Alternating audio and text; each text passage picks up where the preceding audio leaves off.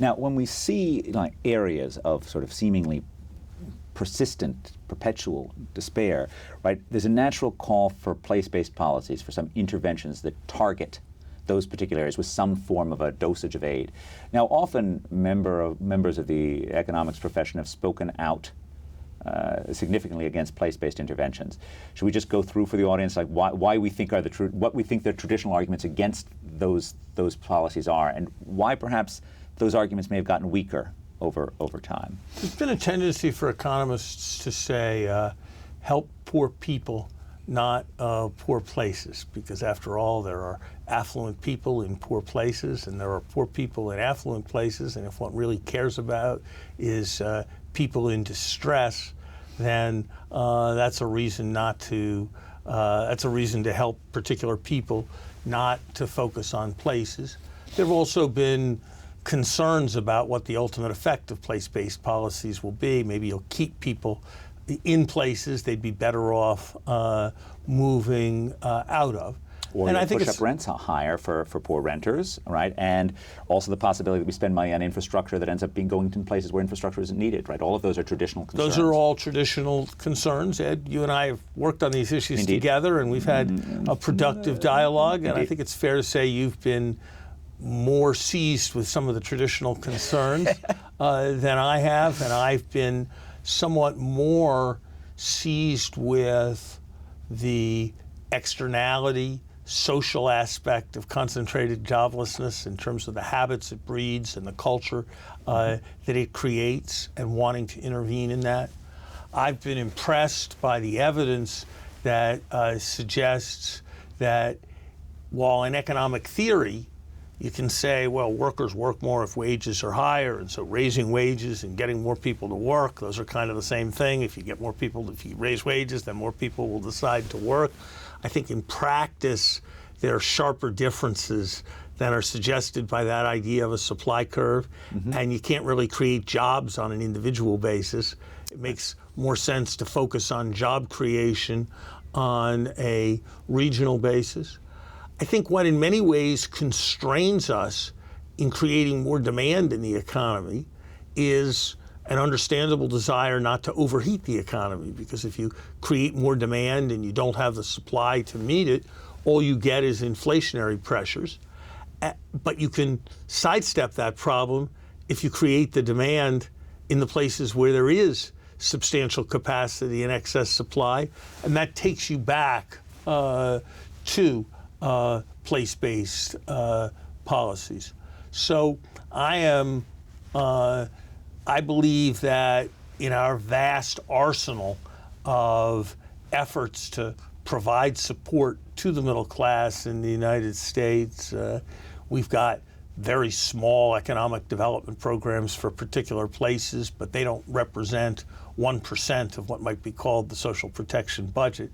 And if you ask, starting from that point, should we do more or should we do less, it would surprise me if the right answer wasn't to do more. So let's just go through the things that we think have potentially changed. So if you're worried about people sticking in place, right, being artificially pulled in, a couple of things have changed. First of all, we don't think that the places that are poor are getting richer on their own as much anymore. We think that migration rates are lower, so you're less likely perhaps to screw them up by subsidizing them. And we think there's substantial evidence of more skilled people leaving less skilled areas. So we don't necessarily think that the out-migration process is as healthy as it once might have been, because it's leaving behind pockets of lower levels of human capital. So all of those reasons potentially make us more open to some form of place-based interventions. And we also think some part of this may be because, whereas historically in the U.S., successful areas always made room for new migrants, always allowed more balloon frame houses to come up in the prairies during the 19th century, or tenements to come up in the late 19th century in the cities. Today, so many of our successful areas have zoned out new migrants. So we need some form of, we should be open for some form of place-based interventions.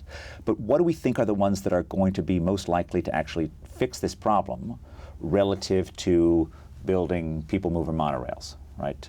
So what are the right ways to intervene in some way that will actually make the Eastern Heartland a healthier place?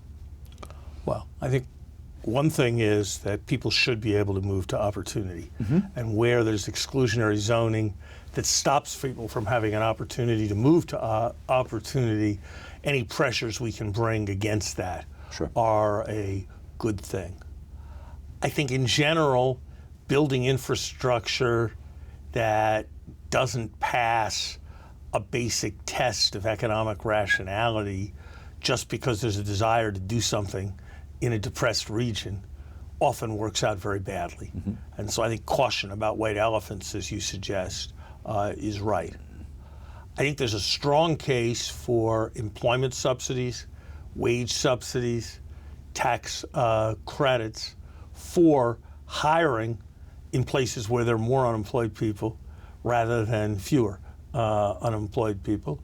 I think those both will encourage hiring while generating less inflationary pressure in the economy, and they may encourage beneficial relocations of economic activity to take advantage of lower net hiring costs. I think in general, particularly in troubled areas, we need to continue what has been for a quarter century an ongoing evaluation of our social safety net, and to think about how to make our social safety net be more of a trampoline that encourages work rather than discourages. So, for example, allowing work. people on disability to keep more of their earnings rather than to face a hard cap. If they go and they work. Of course, it's complicated because it's easy to say that for someone who's going to be permanently on disability, if you let them keep some of their earnings, then they'll earn some and it'll save disability money. But there's some people who probably will go from work to disability if you create that. And that's why you have to study the trade-offs quite carefully. I also think, Ed, there's a strong case for a lot of experimentation and allowing a lot of different mayors and a lot of different governors to try many different things to stimulate their local economies. And some of the ideas will work better than others, but that's the American way. Justice Brandeis famously talked about the states as the laboratories of democracy. And I think there's a great deal that we can learn from watching different strategies that are pursued in different areas. Wonderful. Thank you, Larry.